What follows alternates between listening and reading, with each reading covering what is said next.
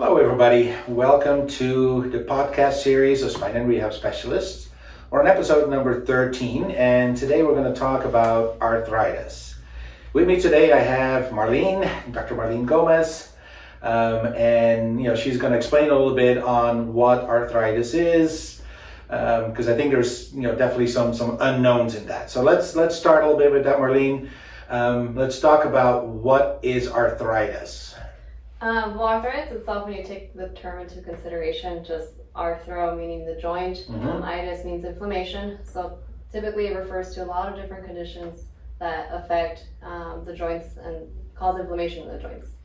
Yeah, because I think a lot of people think arthritis is just an old age thing. We just kind of have to accept it, but that's not really true, is it? No, it's not. Obviously there's specific arthritis that does progress over time with age, but that's usually just specific to osteoarthritis. There's a lot of different types of arthritis that are not necessarily associated with older age. Okay, so you want to give a couple of examples of what other arthritises are there? So one of them that's most common is rheumatoid. Okay. So that's more systemic and it's a little bit more severe, but that's not one that's I'm an older age now and I'm going to have rheumatoid. Usually with the ones associated with over time tends to be osteoarthritis. Okay. And then there's some other conditions as well. So we'll talk a little bit about that later on. So let's start with probably the big one, the one that people know the most about, osteoarthritis. So talk a little bit about that. So that one, like I said, it tends to be over time, progressively. What it is basically what people say is wear and tear of the cartilage in the joints. So a lot of people tend to hear that and they don't really understand what is really cartilage. A lot of the times, most of the joints in our body, they have this little thin lining of tissue, connective tissue that's cartilage, that surrounds the ends of the joints. And it just functions to help the joint reduce friction when you're moving, helps everything, move smoothly. What I like to kind of explain it to patients is if you think of like a thin layer of ice that's like very smooth, and you glide over that, it's very smooth. It's not, you're not having friction or getting stuck. Now, if you kind of take something and crack the ice, that's kind of what happens to the cartilage. There's some damage, there's some wear and tear, so things don't, move as smoothly anymore. So that's where you have, symptoms like joint stiffness and you have pain. Never actually heard the ice comparison. I think that's a good one. So yeah, definitely, normally speaking, cartilage is very, very smooth, and then over time it just kind of gets sandpapered out. So there's a little bit of genetics, into it. So definitely some people are just, I guess born with weaker cartilages. That's just like, some people have better head of hair and better nails and all that. So, and then there's definitely the influence of injuries, that will, contribute to that wear and tear, maybe just, bad habits over time. And I guess if you really live long enough, you're probably going to have arthritis regardless, right? Of course. So, okay. So now, are there specific joints that this goes to, or can it be in any joint in the body? Specifically, usually it tends to be more of the joints that we call the weight-bearing joints. So you typically do experience, or you see a lot of people that have it with the knees and the hips because they take a lot of load. But it can affect a lot of other different joints as well. Like you mentioned, over time, you're eventually going to have arthritis, or if you have injuries. But then that's where you consider people's occupation or sports. So anything that's repetitive, like a joint that they've been using for a long time, like baseball pitchers, they use their shoulders a lot. You may get arthritis there. People that have heavy labor jobs that require a lot of bending, just a lot of picking up things and stuff like that. It's when you get the knees, the hips, the back, the spine, all that stuff. So it can affect a lot of different joints. Yeah, definitely. Injuries play a part of it. I know, if you had an ACL surgery when you're, football player, basketball player, whatever, then your likelihood of getting arthritis later on is definitely greater, right? Yeah, it is. So now I think a lot of times people think that, well, if I have arthritis, I can choose to either live with it, it's just the way it is, I'm old, or I'm going to have a knee replacement or a hip replacement or something like that, right? Yeah. There's got to be something else that we can do about it. Yeah, there is. Typically people think, okay, arthritis, I'm gonna need surgery right away. That's typically not the case, especially if it's early. The symptoms aren't severe. But there's a lot of evidence that physical therapy does reduce a lot of the symptoms and improves function. A lot of what we have to target though is improving mobility in the joint, obviously reducing pain, reducing the symptoms. But then you have to consider what else is contributing to possible joint stiffness. So then people typically, when they have pain with arthritis, we tend to not want to move. So then you just contribute to the stiffness and the pain and all of that stuff. Then you get weaker, you have more muscle tightness. So you want to address all of those factors to help the joint move better, help you function better. But then also, it's not always just addressing that joint specifically. For example, the knee. You're not just going to address the muscles that surround the knee immediately. You have to kind of take a look at the hip. Is there something in the hip that's lacking mobility or lacking strength? Because then if there is, then obviously the knee has to take extra load for that. So there's a lot of different things with just that specifically that helps out with reducing symptoms. Yeah, so really it's a matter of us taking a look at the whole body, not just that one joint, identifying what deficits there are, what problems there are, and then really addressing them. Because what I get from some patients is, well, why would I go to therapy? Because you guys can't cure arthritis. And it's like, no, I absolutely can't cure arthritis, but we can help all these other things, right? Yeah, we can, definitely. So just because there's no, we can't go in there, we replace the cartilage, or like we can't go in there and fix everything. It's amazing the benefits that people experience once they start the trial of physical therapy, and they're like, you know what, this does make me feel better. So. Yep, I definitely see that. And I see that to the point where people, it looks like they're headed towards a total hip or a total knee, and they actually ended up not needing it, or at least postponing it by multiple years, which I think that alone is already an advantage. It is, because surgeries are a big deal. They're not just expensive, but the recovery process too. You're gonna have pain afterwards. You're gonna have to go to therapy afterwards anyway. Yeah. So. Even at that, if you get to a point where it's so severe that you're going to have surgery, PT beforehand is still going to be beneficial as far as strengthening, so that way your recovery is a little bit better, but then also educating the patient and preparing them for what's going to happen right after, what they should do right after, which you hope they get that, in the hospital, but sometimes not always.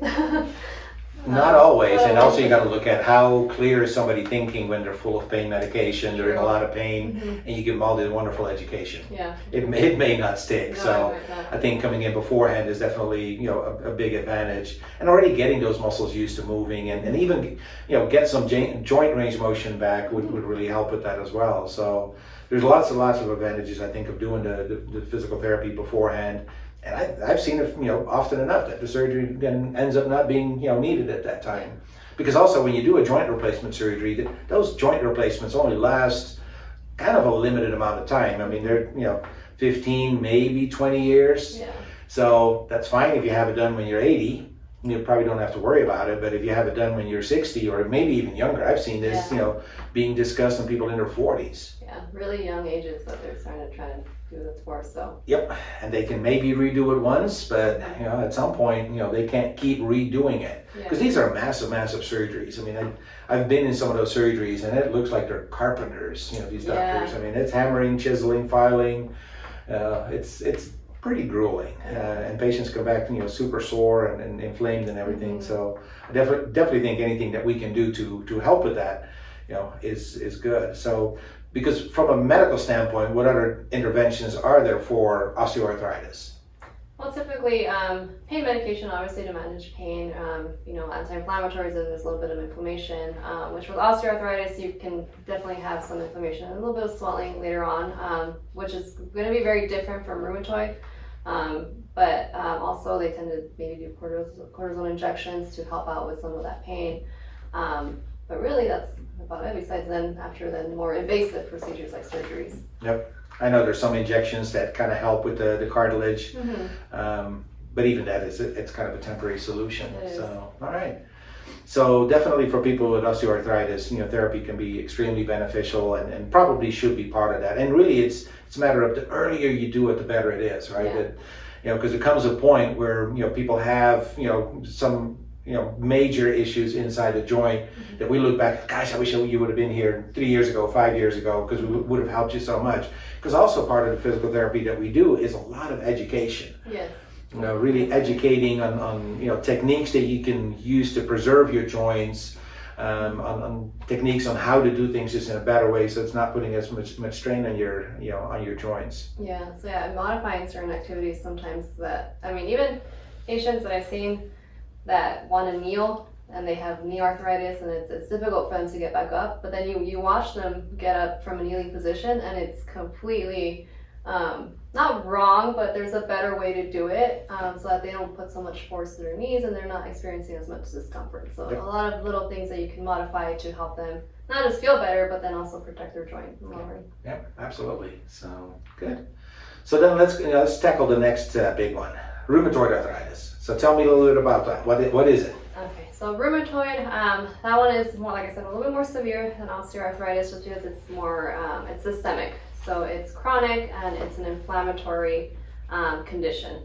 This is not something that's gonna, go away. It's chronic and inflammatory in that the immune system is attacking the joints of the body. And this is where it involves multiple joints. It tends to be, progress over time, tends to be a little bit more debilitating over time. What people tend to experience with this is not only pain and inflammation in the joints, joint stiffness, but then also like redness and warmth in the joints. And then their joint stiffness in the mornings tends to last a little bit longer.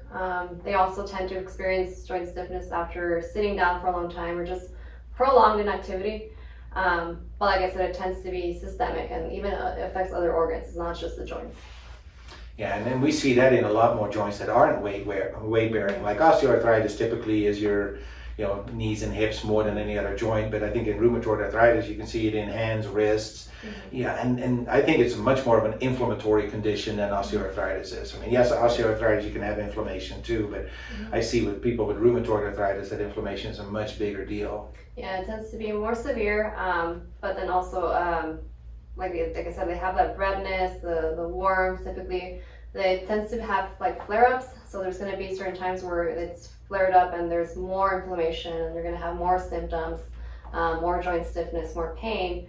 But during those times, there's also tends to be bone destruction and joint destruction. So you have some erosion of the bone itself. That's where you start getting the damage from. That's where you start seeing over time the deformities in the joints. So especially like people think about rheumatoid, you tend to kind of associate it with the hands. As over time you see that that deviation kind of comes out. The fingers are now bent and stiff, and they're just completely different now.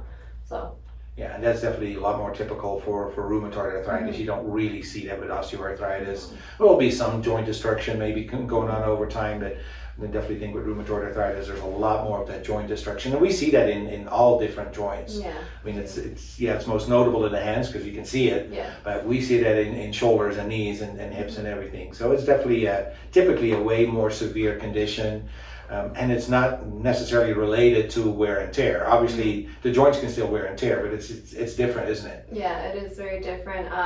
And again, it can be a younger population. It's not always associated with age. It does tend to affect women mostly, more than men, but men can definitely be affected. But then just because it's systemic and it can affect organs, people tend to just also feel not well. They tend to feel tired when they're going through a flare-up, maybe have a low-grade fever, just don't feel well overall. So there's other symptoms that are just not joint-related always that are associated with rheumatoid. Okay. And from a medical standpoint, what else is there, that can be done for rheumatoid arthritis? Well, that's the important thing with rheumatoid, just because it's systemic and it's chronic. Early on, you really do, they do really want to see a specialist because to prevent the eventual, damage and try to not just prevent but slow the progression of the joint damage. They want to be managed medically. So there's, things like corticosteroids, typically anti-inflammatories, but then also specific medications that tend to suppress the immune system because that's what's attacking their joints. Again, just to prevent the early damage and try to slow the progress. Yeah, there's definitely a lot more medical management with rheumatoid arthritis, but osteoarthritis is pretty much pain medication, anti-inflammatory medication. That's pretty much about it. Yeah. You know, maybe a corticosteroid injection at some point, but that's about it. But I think with rheumatoid arthritis, you have all these extra medications, these disease-modifying, drugs, but they come with a lot of side effects as well. And a lot of times they stop working at some point. So a lot of times you see these patients go through all these different medications that they've gone through. They're on their 6th or 7th RA medication. Yeah, because their body starts to get accustomed to it. But then that's also to consider is the the side effects. Like corticosteroids over time, we know that tends to weaken bones, so you have to consider osteoporosis, which rheumatoid already places patients at a higher risk for that already. But then those disease-modifying drugs that suppress the immune system, I mean, you have to consider when you work with the patients that may be at a higher risk of infection, so you have to be careful. But again, even with the osteoporosis, then you are not just considering their joint pain and working with their function. It's like, okay, is this patient a fall risk? You have to address their balance too, because you don't want them then to have a fall. And now they're not just dealing with joint pain, they're going to be dealing with a bone injury. Yeah. So. Yeah. And it's funny because a lot of times here you hear people talking about, oh, I have rheumatism. Like, well, I don't know what rheumatism really is, but we hear that and like, well, just because your joints are stiff in the morning, that just means you're probably more likely to have osteoarthritis, because rheumatoid arthritis is really something you're diagnosed with based on typically a blood test that has a rheumatoid factor in it. So there's a lot more to it. So when people come in, my rheumatism is acting up today, I don't know if that's really the right term, right? No. So, all right. And what else is there out there in the arthritis field? Another condition? Sure. There's a lot of different types. There's juvenile rheumatoid arthritis, psoriatic arthritis, there's gouty arthritis. One of the things with psoriatic arthritis is that it tends to be obviously associated with psoriasis, the skin condition. Yeah. Only really about a third of the patients that have psoriasis have psoriatic arthritis. But then again, it's just like rheumatoid, where you have a systemic inflammatory chronic condition. Again, flare-ups, periods, sometimes periods of remission, sometimes you have, this mild flare-up that you're consistently in. But again, that's also something that has to be managed medically. As a therapist, if you're dealing with that, you also, again, like rheumatoid, protect the joints. You can't overload and do anything intense as far as exercise, because you're just going to cause more damage. But with that also, because it's systemic, they tend to have, other symptoms like other organs are affected. Their skin, they tend to have nail changes, so there's a lot of other things that they experience, not just the joints. Yeah, so there's a lot of things for us to consider when we're treating these kind of patients, right? Yeah, there is. So, let's talk a little bit more about like the general thing of things that we can do for people with arthritis, right? Because a lot of times people with arthritis, like you said earlier, they're in pain, so they don't want to move. Not moving contributes to having more pain. So where do we fit in this whole process? Well, first big thing, like you mentioned earlier, is patient education. So explaining to them, how, the inactivity is just going to contribute to the impairments. So it's going to contribute to the joint stiffness. It's going to contribute to over time getting more weak, leading to more impairments and more pain. And then also educating them on how physical therapy is going to be helping them. For example, with osteoarthritis, like I said, you want to address, all of the other impairments. So you want to strengthen the muscles to help support the joint, so the joint's not taking extra stress. Addressing, mobility and strength of the joints above and below. Flexibility so that the joint is moving better. What we do with manual therapy as well to try to help things, get more mobility in the joint, because a lot of times they lose range of motion. So you want to try to gain as much of it back so that they can function better. Modifying activities, not just for osteoarthritis, but rheumatoid, because when they're in flare-ups, they tend to be fatigued. You want to kind of educate them on how to modify activities so that they don't over-fatigue themselves, but then also when they're going through flare-ups, you want to educate them that, okay, you're in an inflammatory response. You don't want to put, heat to already a joint that's inflamed, because sometimes heat feels good. But, and it helps with stiffness, just like the symptom. But if it's inflamed, you don't want to do that. You're just going to perpetuate the problem. But then also, with them, you want to maintain their mobility during that time. You don't want them to be completely inactive. Sometimes maybe even splinting may be necessary to protect the joint. But then you don't want to lose range of motion at that time. But then afterwards, if they're in a period of remission, you do want to strengthen it, because sometimes what tends to be associated with rheumatoid is that since there's joint damage, weakening of the ligaments and the tendons, there tends to be instability. So you want to keep everything nice and strong and have good support to the joint itself. Yeah, so there's definitely a lot of education in that whole process.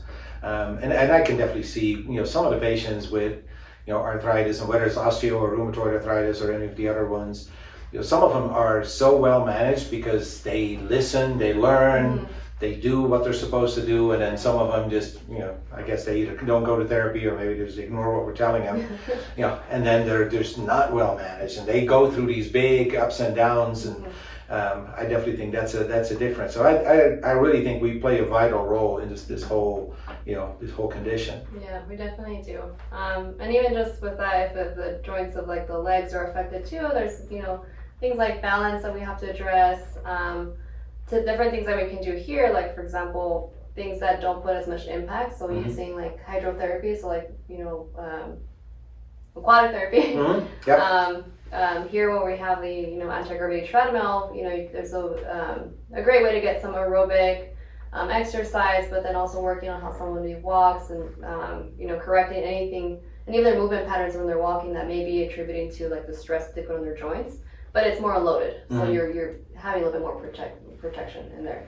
Yeah, so some of the principles that we use in the pool, obviously is the fact that you have instant weight loss, right? It doesn't last, unfortunately, but definitely that less weight bearing on those joints, so that's going to feel good. So it really allows people to move more, and then you have the resistance of the water and some of even the hydrostatic pressure of the water that really makes it feel good. And of course, our pool is at a nice 92 degrees, so it feels really, really comfortable. And really we can encourage people to move more in the water than they would on land. And then similar with the Ultra G anti-gravity treadmill. So again, you're unloaded, you're unweighted, you weigh a whole lot less, makes moving easier and less painful, and really encourages people to move more. And that's ultimately what we're trying to do. Because sometimes patients will say, well, I know I need to move, but moving really hurts, so I don't want to do it. So this really helps with that. Yeah, it does, definitely. And once you get over that hurdle after educating the patient and they start seeing like, movement hurts, but hey, this is actually helping, then you're ultimately helping them see that this physical therapy is really as beneficial for them. They get a lot more motivated to then move and hopefully keep up with whatever home program we give them. Right? Yeah, that is true. So, all right. Anything else you have to add today, Marlene? No, I think that was about it, unless you had any more addition to words of wisdom. No, I think I ran out of words of wisdom. All right, good. Well, hopefully everybody learned something about arthritis. Hopefully a little bit of clarification, what it really is, but also clarification of what we can do and how we can help, and give some light at the end of the tunnel that maybe surgery isn't the inevitable. Hopefully that's something that we can give people some hope. So, well, thank you everybody for listening or watching. Thank you, Marlene, for being here with me today. Thank you for having me. And look forward to the next podcast.